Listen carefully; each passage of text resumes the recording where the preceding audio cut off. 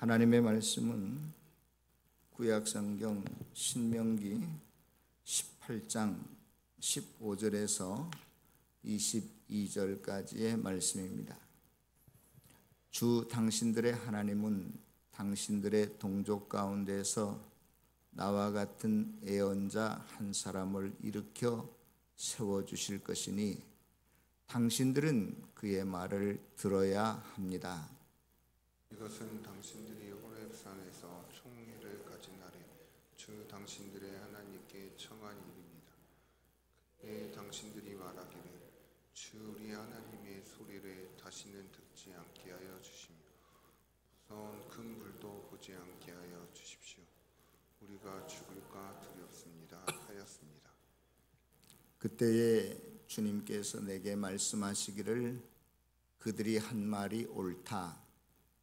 나는 그들의 동족 가운데서 너와 같은 예언자 한 사람을 일으켜 세워 나의 말을 그의 입에 담아줄 것이다.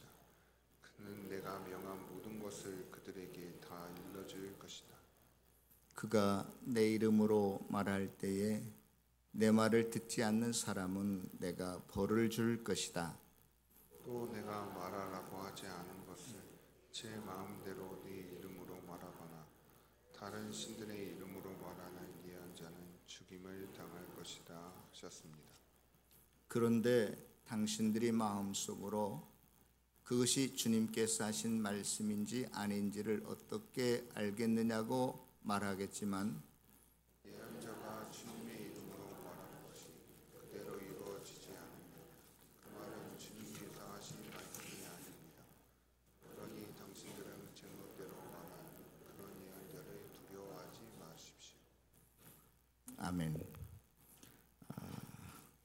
우리가 수많은 정보 속에서 살면서 어느 것이 참인지 또 어느 것이 거짓인지도 분별하기 힘들지만 앞으로 일어날 미래에 대해서는 더더욱 그것이 무엇이 맞고 틀린지 어디까지 정말이고 어디서부터 거짓인지를 잘 분별할 수 없을 때가 참 많이 있습니다.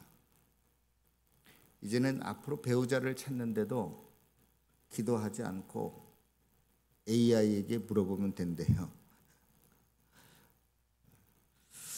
우리 보통 엄마들 이렇게 가끔 가다가 만나면 우리 아이가 어릴 때는 유치원 다니고 초등학교 다닐 때는 국어도 잘하고 영어도 잘하고 수학도 잘하는데 지금은 좀 부모 마음대로 잘 안 되니까 아쉬워하는 그러한 모습들, 말씀들을 많이 하시거든요. 그런데 진짜로 여러분들의 자녀가 IQ가 지금 0.1%의 안에 드는 IQ가 150이라고 해도 지금 AI가 IQ가 얼마인 줄 아세요? 6천이래요. 6천. 걱정하지 마십시오. 똑똑한 머리 가진 로봇들이 많이 있으니까. 이제는 그 AI가 인간의 감정까지도 읽어주기 때문에 눈치가 몇 단? 9단이 아니라 1000단. 1000단이라고 합니다.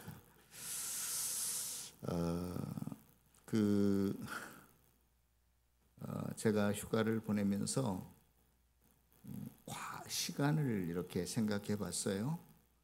과거는 지나간 시간이잖아요. 또 미래는 앞으로 올 시간이고 현재는 물론 지금의 시간이기도 하지만 그냥 가만히 있는 흘러가는 시간이 아니라 또 단순히 기다림이나 미래를 예측하는 시간이 아니라 미래를 준비하는 과정이고 그 시간이 되어야 되지 않겠나 하는 생각도 해봤습니다. 보편적으로 미래학자들은 미래를 세 가지로 나누는데 어떻게 나누냐면 가능 미래와 선호 미래와 귀착 미래 이 세 가지로 나눕니다.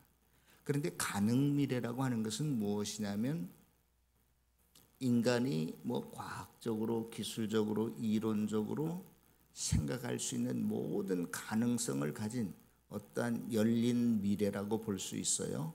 예를 들자면 한 아이가 이 땅에 태어나면 그 아이가 이 다음에 커서 과학자도 될 수 있고 축구 선수도 될 수 있고 음악가도 될 수 있고 모든 잠재 능력을 무한히 가진 아이거든요. 대통령도 될 수 있고 장군도 될 수 있고 그런 것을 가리켜서 가능 미래라고 그래요. 그러면 선호 미래라고 하는 것은 뭐냐? 그렇다고 해서 그 아이가 축구 선수도 되고 음악가도 되고 장군도 되고 대통령도 다 될 수 없잖아요. 살아가면서 가치관이 형성이 되고 또 자기의 어떠한 윤리나 도덕의 기준을 내포한 그래 나는 축구를 잘하니까 축구 선수가 될래 해서 열심히 땀을 흘리고 노력해서 더 그가 어떠한 노력을 다한다면 축구 선수 될 가능성이 많은 거죠. 그렇죠? 그런 것을 이제 바람의 미래를 가리켜서 선호 미래라고 합니다. 그럼 귀착 미래는 뭐냐? 그냥 현재 상태로 가만히 있어도 그렇게 될 수밖에 없는 미래. 그런 게 뭐가 있냐면 지금 우리나라 사회를 그대로 놔두고 흘러가게 만들면 이 다음에 고령사회, 지금도 초고령사회라고 하는데 이게 문제가 많은가 봐요. 그래서 사회복지 문제도 이제 몇 년도 후 뭐 얼마 있으면 우리가 국민연금 받는 것도 고갈될 수 있다. 이런 게 이제 귀착 미래예요. 이 세상의 환경 문제를 그대로 놔두면 흘러가는 대로 놔두면 이제 생태계의 변화가 와서 식물도 동물도 문제가 많이 된다. 이런 게 이제 귀착 미래라고 합니다. 그런데 미래학자들은 가능 미래와 선호 미래가 일치할수록 가장 이상적인 사회 미래가 될 수 있다. 그렇게 말해요. 그런데 저는 그 책을 읽으면서 우리 그리스도인들, 하나님의 백성들은 좀 다르다고 생각해요. 그 가능 미래와 선호 미래가 일치할수록 좋은 사회, 이상적인 사회가 되는 게 아니라 저와 여러분들은 하나님의 선호 미래가 있다면 분명히 하나님의 나라에 있고 천국일 거예요. 그 하나님의 선호 미래와 우리의 선호 미래가 일치될 때 우리는 행복한 이상적인 미래를 맞이할 수 있다. 제가 그렇게 스스로 나름대로 결론을 내려봤습니다. 구약 시대의 성경 시대, 그러니까 구약이 기록된 구약의 성경 시대를 미래학자의 눈으로 본다면 많은 이방인들, 하나님을 믿지 않는 사람들은 자기의 어떠한 미래, 즉 자기 자신의 선호 미래를 위해서는 어떤 것을 할 것 같아요? 구약 성경에 보니까 우상을 숭배했어요. 다른 신을 끌어들여서 자기의 선호 미래를 이루려고 했어요. 그런데 오늘 본문에 보면 심지어 하나님을 믿는 사람들까지도, 우리가 지난 13장 신명기 13장을 쭉 훑어왔을 때도 그때도 하나님을 믿는 사람들 중에 무당이 있고 신접한 자가 있고 뭐 이런 사람들이 있었단 말이에요. 그러니까 저와 여러분들은 그러한 사람들이 되지 말아야 되는데 오늘 성경 본문에 보니까 이방인들뿐만이 아니라 하나님을 믿는 백성들까지도 자기의 미래를 위해서 어떤 짓까지 하는 줄 아세요? 제가 읽지는 않았지만 오늘 신명기 18장 10절 11절에 보면 자기 자식을 어디로 지나가게 한다고요? 불 가운데로. 이것은 몰렉을 섬기는 이방신을 섬기는 사람들의 풍습인데 믿는 사람들도 자기 자식을 불 가운데로 넣어버린대요. 태워 죽인대요. 왜 그럴까요? 소위 신을, 자기가 믿는 신을 만족하게 하고 재앙으로부터 벗어나기 위해서 자기의 자식도 불태워 죽이는 일을 하게 된단 말이에요. 무서운 겁니다. 내 생명보다도 귀한 자식을 자기의 미래 안전을 위해서 그러한 짓을 한단 말이에요. 예. 얼마나 인간이 끔찍하고 본성이 악하고 정말로 가증한 건지 우리가 다시 한번 우리들의 자신의 내면을 한번 생각해 볼 필요가 있겠다 하는 생각이 듭니다. 그래서 오늘 본문에 보면 너희들의 미래를 위해서, 너희들의 안전을 위해서, 복을 위해서 자식까지 희생하는, 불 가운데로 너희의 자녀들을 던지고 또 무당들, 신접한 자들, 이러한 사람들을 끌어들이는 것 절대 해서는 안 된다. 그들을 용납해서는 안 된다. 받아들여서는 안 된다. 그들을 쫓아내고 죽여라. 이것이 오늘 하나님의 말씀입니다. 사랑하는 성도 여러분, 저와 여러분들은 다를 것 같나요? 그렇지 않습니다. 다 비슷비슷합니다. 내가 감당할 만하니까 내 새끼라고 껴안고 있는 것이지, 인간의 본성은 얼마나 무서운지 몰라요. 얼마나 악한지 모릅니다. 자기 중심의 세상, 이기적인 생각을 할 수밖에 없어요. 아무리 그릇이 마음이 아량이 넓어도 이야기하는 거 보면 모든 것이 자기가 경험하고 또 자기가 배운 거, 그러한 성장 배경을 기준으로 해서 이 사람 나쁘네, 이 사람 왜 이렇게 해, 왜 저런 말을 하지, 왜 저렇게 행동하지, 누구 기준이에요? 자기 기준이에요. 자기 기준. 정말로 저와 여러분들이 그러면 앞으로 우리가 불행한 미래가 아니라 행복한 미래, 복된 미래를 맞이하기 위해서 어떻게 해야 될 것인가 하는 생각을 하지 않을 수 없는데요. 과거는 그렇다고 할지라도 오늘날의 현대에 있어서 미래학자들은 누구일까 제가 한번 생각해 봤어요. 저는 과학자들이 아닐까 하는 생각을 해봅니다. 조금 전에도 말씀을 드렸지만 과학의 발전이 모든 데이터를 시뮬레이션 해보면 앞으로 10년 후에 20년 후에 어떻게 될 거라고 쫙 나오잖아요. 그런데 예를 하나 들자면 그와 반대되는 A인데, 컴퓨터 산업의 선두자였던 IBM 회사의 그 창립자가 토마스 왓슨이라는 사람인데 1934년에 뭐라고 말했냐면, 그 컴퓨터 전문가가 말하기를 이 온 세상에 그 당시에 나온 컴퓨터 5대만 있으면 충분하다고 그랬어요. 속아 웃을 일이죠. 예. 그리고 여러분들이 잘 아시는 마이크로소프트 회장이었던 빌 게이츠도 1981년에 한 사람 개인이 쓰기에 충분한 컴퓨터 용량은 640kB면 충분하다 그랬어요. 우리 할머니들은 잘 모르시겠지만 그 바이트는요, 그 컴퓨터 최소한의 단위라고 할 수 있는데, 그게 만약에 킬로그램 무게로 따져 환산해서 본다면 1바이트가 1kg이라고 한다면 그보다 조금 더 1000배인, 정확하게는 1024배이지만 1000배라고 생각해서 1kb가 넘어지면 뭐예요? 메가바이트잖아요. 메가바이트면은 한 1000kg 되는 거잖아요. 1톤. 그러면 그 메가바이트보다도 또 1000배인 게 뭐예요? 기가바이트잖아요. 그러면 100만 톤인가요? 1000만 톤인가요? 그리고 또 그보다 더 1000배 많은 단위가 뭐예요? 테라바이트. 제가 계산 대충 해보니까 10억 톤 정도 돼요. 10억 톤.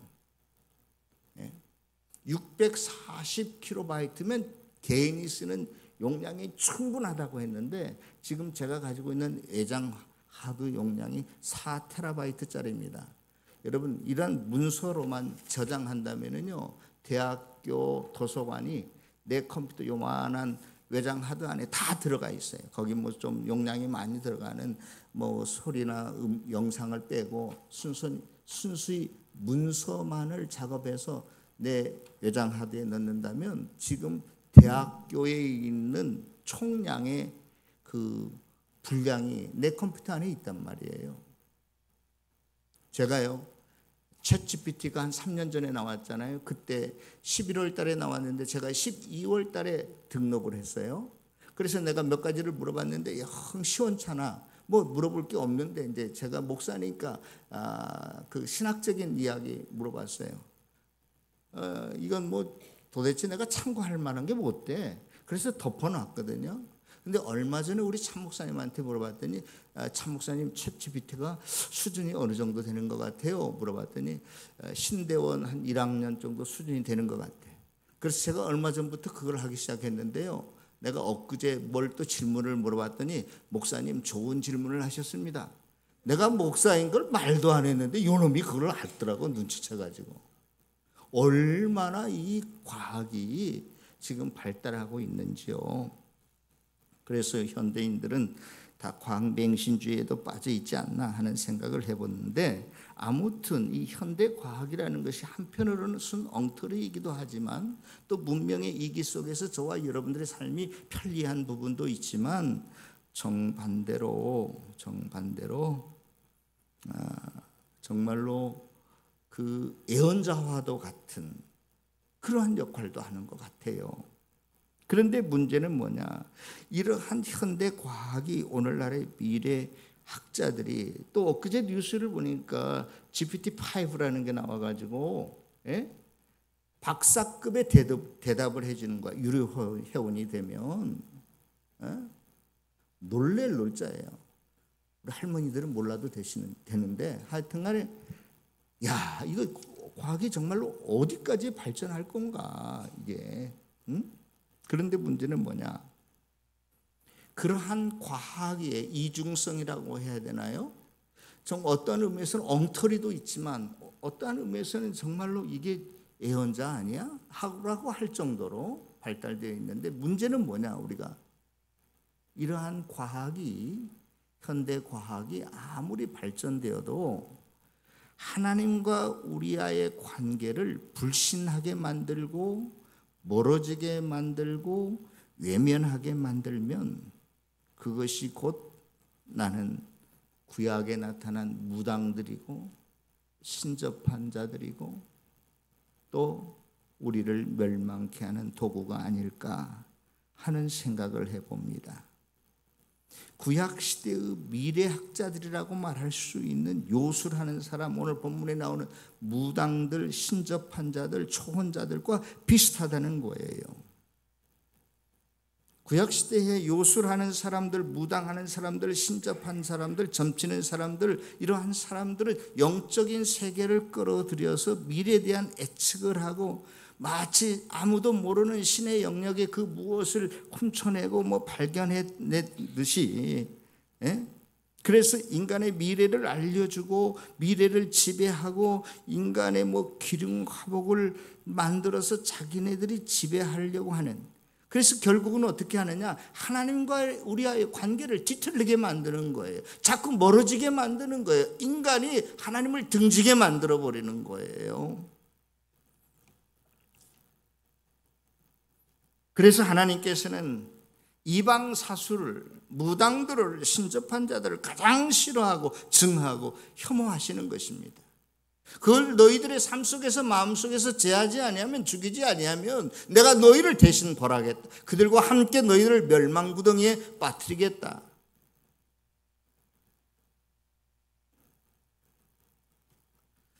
그러므로 우리가 미래를 생각하지 아니할 수 없는데요, 우리가 생각하는 미래에 대한 관심과 이방인들이 미래에 대한 관심은 근본적인 차이가 있어야 된다고 생각합니다.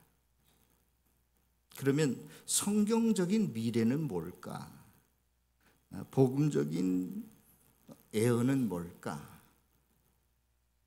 이것은 다른 게 아니라 지금 현재 내가 하나님으로부터 얼마나 멀리 떨어져 있는가, 내가 지금 무엇을 잘못하고 있는가, 하나님 앞에서 그런 것들을 측정하고 알려주고 깨닫고 하나님께 돌아서게 하는 것입니다. 참다운 내 인생의 복이, 미래가, 우리의 선후 미래가 무엇인지를 밝혀주고 그것을 이루기 위해서 결단하고 헌신하고 행동해야 할지를 촉구하는 것이 성경적인 예언이고 미래예요. 우리가, 저와 여러분들이 조금 전에 여기 화면에 나온 그 성경 본문을 읽었을 때는 그것을 예언자라고 했지만, 우리가 가지고 있는 옛날 성경을 보면 그 예언자를 뭐라고 말했어요? 선지자라고 말해요. 선지자뿐만이 아니라 그 히브리어로 나비라고 하는, 복수는 나빔인데 그 나빔이라고 하는, 나비라고 하는 단어는요, 뭐 애언자, 선지자, 뭐 선견자, 뭐 그냥 뭐 얼마나 많은지 몰라요. 그러면 애언자, 선지자는 왜 이 땅에 생기게 되었는가? 출애굽기 20장에 보면 호렙산, 신의 산이라고도 하는데, 이스라엘 백성들이 거기에 모였을 때 하나님께서 큰 소리를, 음성을 들려주십니다. 그런데 이스라엘 백성들이 다 깜짝 놀래요. 아이고, 이거 하나님의 음성인데 우리가 들었다가는 큰일 나겠구나, 죽겠구나. 그래서 하나님 그 음성 듣기 싫습니다. 또 오늘 본문에 보면 뭐까지 봤냐면 큰 불까지 봤대요. 하나님 너무너무나 두려워요.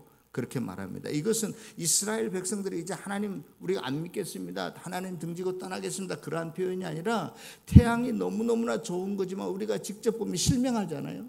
그래서 뭔가 가림막이나 선글라스를 끼고 보면 볼 수 있듯이 우리가 하나님을 너무나 신뢰하고 경외하기 때문에 그 하나님의 너무나 영광스러움과 거룩함 앞에 나 같은 흠 있는 죄인이 드러나지 못하니까 하나님 어떻게 좀 이렇게 하나님을 신뢰하고 경외하지만 어떤 다른 방법을 좀 취해 주십시오라고 하는 의미였거든요.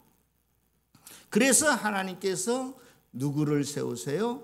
중보자, 중개 역할을 할 모세를 세우시는 겁니다. 선지자를 세우는 거예요. 선지자가 그 이유예요. 선지자가 이 땅에 태어나게 된, 등장하게 된 원인이란 말이에요. 그래서 선지자를 가리켜서 우리는 대언자라고도 이야기합니다. 대신 말해주는 사람. 대통령이 내가 누구한테 뭘 지시를 하려고 있는데 내가 다 가서 일일이 못하니까 비서실장을 시켜서 야, 이거 가서 이거 하라고 해. 대언자죠. 대신 전달해주는 사람이잖아요. 우체부가 있는데 내가 누구한테 A라는 사람이 B한테 편지를 쓰면 그대로 받아서 전달해 주는 사람, 우체부 역할, 전달자라는 의미가 선지자, 애언자라는 뜻이에요. 그런데 한국의 그리스도인들이 많이 잘못돼서 이러한 샤머니즘이나 무당이나 이러한 문화적 배경 때문에 무슨 애언자, 선지자 하면 무당 찾아가는 것처럼 뭔가 앞일에 대한 일을 자꾸 받으려고 하는 것, 그런 경향이 있어요.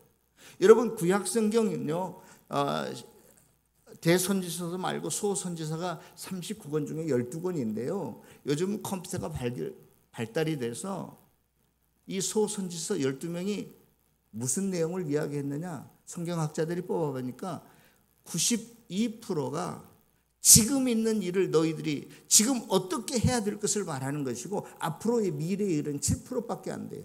그리고 메시아에 관한 이야기가 1%예요.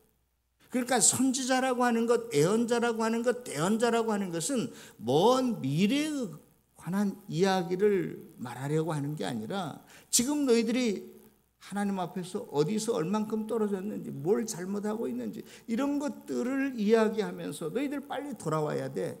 요즘 우리가 스가랴서를 묵상하기 시작했잖아요.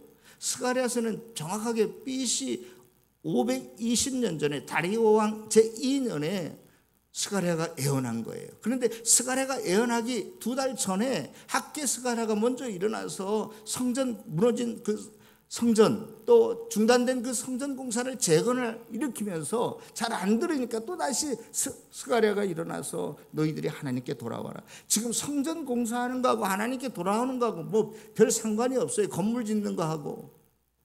그리고 중요한 것은 지금 너희들이 건물들을 중단한 건 이것도 물론 문제이지만 근본적인 문제는 너희들이 하나님으로부터 떨어져 있기 때문에 이 공사를 시작하지 못하고 짓다가 중단하고 그냥 놓아둔 거야. 그러니까 너희들이 먼저 하나님께 돌아오는 것, 하나님께 가까이 오는 것이 가장 중요한 문제야. 그렇게 해서 스가랴서 1장에서 돌아오라라고 하는 이야기를 강조하고 있는 거예요.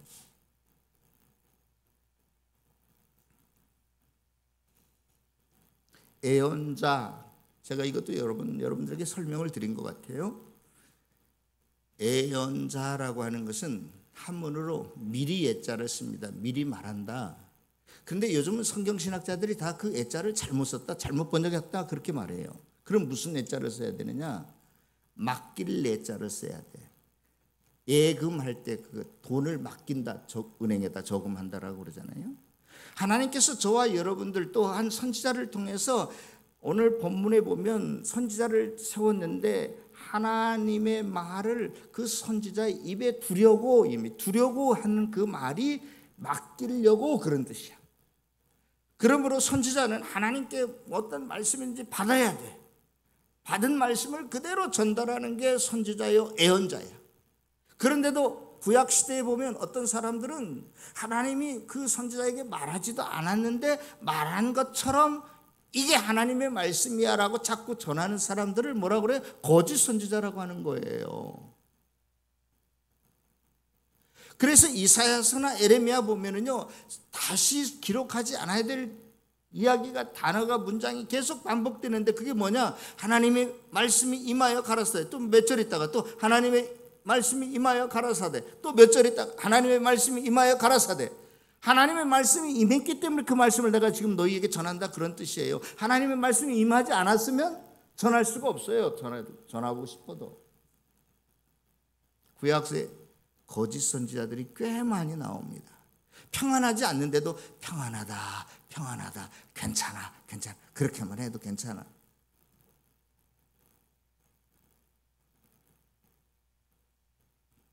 그래서 사랑하는 성도 여러분, 하나님께서 이스라엘 백성들에게 선지자를 세워주겠다라고 한 선지자가 왜 등장했는지, 선지자의 역할, 기능이 무엇인지를 여러분들이 분명히 아셔야 합니다.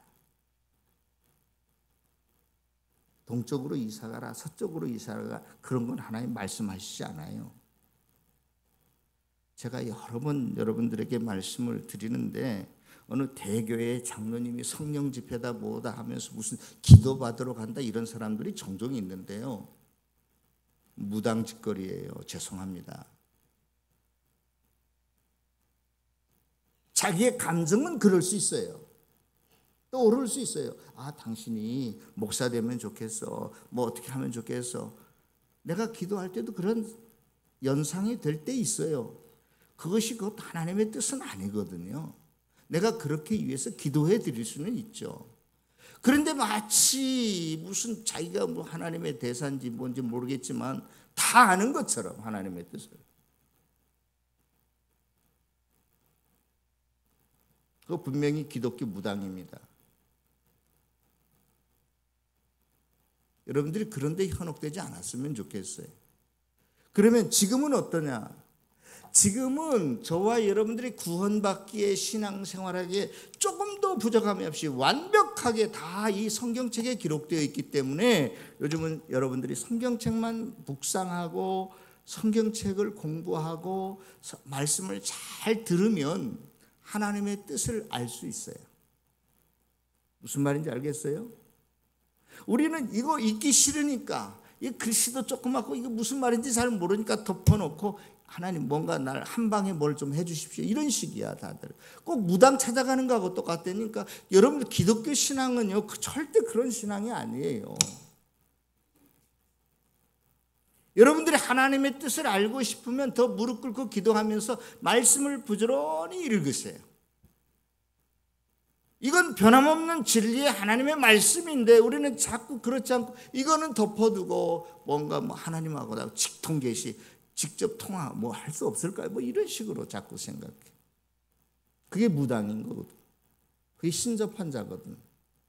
무당들 한번 가서 여러분들 보세요. 신접한 자들 가서 보세요. 오, 대단하잖아요.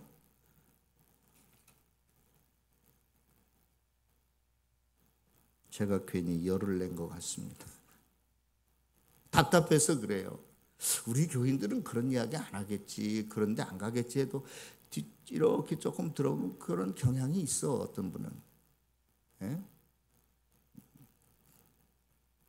자, 그러면 하나님께서는 주의 종, 어떤 의미에서 저를 비롯해서 여러분들 모두를 통해서 성경을 저와 여러분들에게 맡겨주셨어요. 그럼 오늘날 선지자라고도 할 수 있어요. 그러면 이러한 하나님의 말씀을 맡은 자에 대한 우리의 태도가 어떠해야 되는가가 중요하잖아요. 하나님께서는 선지자를 세워서 하나님의 말씀을, 의중을, 약속을, 뜻을 우리에게 말씀해 주시는데 듣는 사람들은 어떻게 해야 되는가? 그 태도가 결국 간단해요. 선지자의 말씀을 듣고 순종하면 너희가 복을 받을 것이고 너희들의 미래가 행복할 것이고 보장될 것이고 너희들이 하나님의 말씀을 받고도 받을 때만 아멘하고 집에 돌아가면서 문을 나서면서는 깨끗이 잊어버리고 삶의 변화가 없고 행동의 변화가 없으면 그것은 귀착미래야. 그대로 놔두면 너는 갈대가로 가는 거야. 하나님께서 내버려 두시면 지네들 마음대로 시기 다툼 질투하면서 지옥에 떨어진다 이 말이야. 로마서 1장에 보면.